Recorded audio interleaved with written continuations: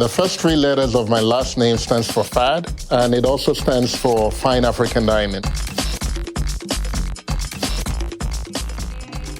I've basically always preached that to my wife that one day I'm going to open a restaurant and I say, oh, please, can you talk about something else?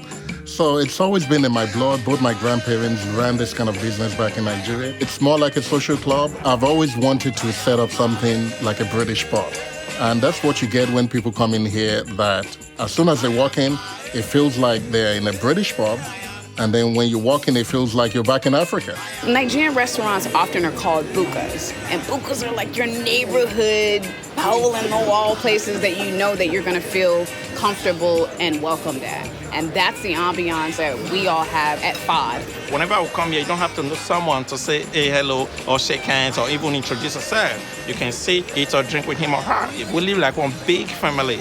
The first day I told my wife I was going to open a restaurant, that I've already signed the lease, she cried for like a whole week. Like, well, what are you getting into? What do you know about restaurant business?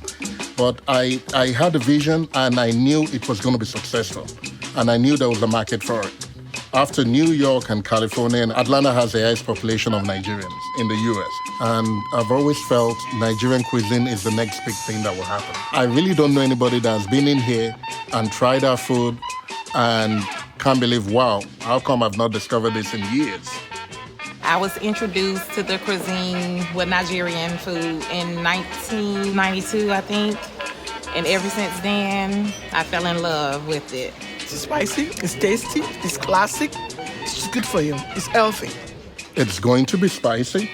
It's going to have a lot of meat.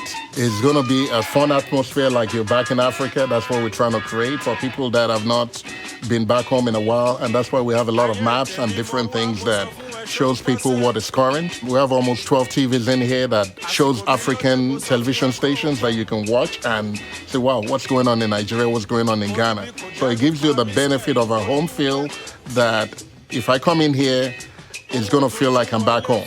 We actually accommodate anybody. It doesn't matter which tribe, which country.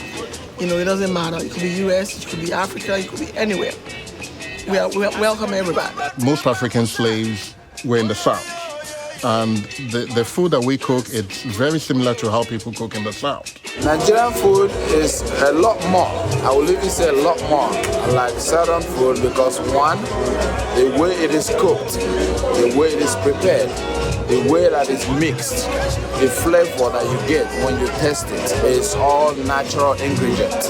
Especially within the South, I've always told people when they come in there, they'll be madly surprised about what food we cater to because most Americans eat yams, we eat yams. We eat okra, most Americans eat okra. It's just the way it is prepared, the spices that are different. So when they come and try, they say, wow, this is unusual, but it looks good.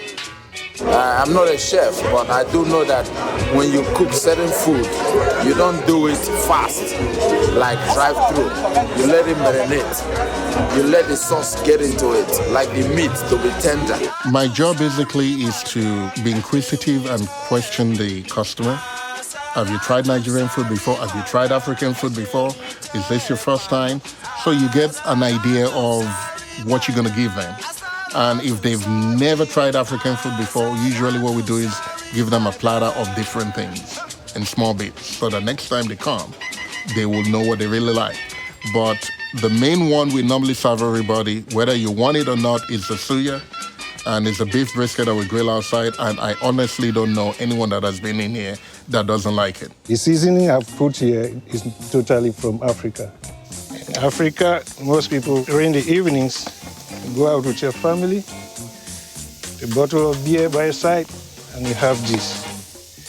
I'll leave it here for about 5 minutes, then I have to come and flip it over. So we have suya here, which is just marinated to the awesomeness degree. And it's usually tapered off with some of the onions so that the spice doesn't just knock you off your feet. I can cook, but I can only cook for my wife. And that's one thing people don't appreciate. There is a difference between cooking for 1 or 2 people, and there is a difference between cooking every single day in a restaurant. I've let the professional people take over. I was born in Nigeria, bred and born in Nigeria. Most important thing we did in Nigeria is food. I'm cooking now vegetable. I've already ground the pepper, put the oil. This is stockfish. I boil the stockfish with hot water. So after that, I clean it, putting it in the pepper.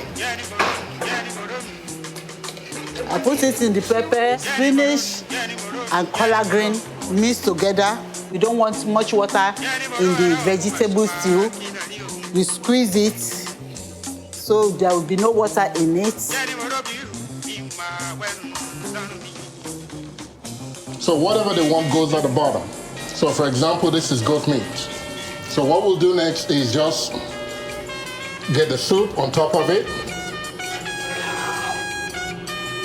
Okay? So the customer will come, you serve it to them like that, and then they unwrap it themselves and then eat.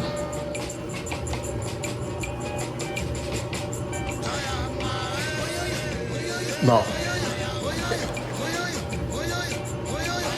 Delicious.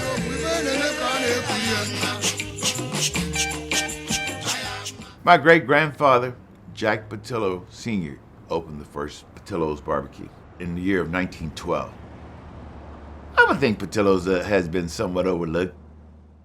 To my knowledge, Patillo's is the oldest family-owned barbecue business in Texas.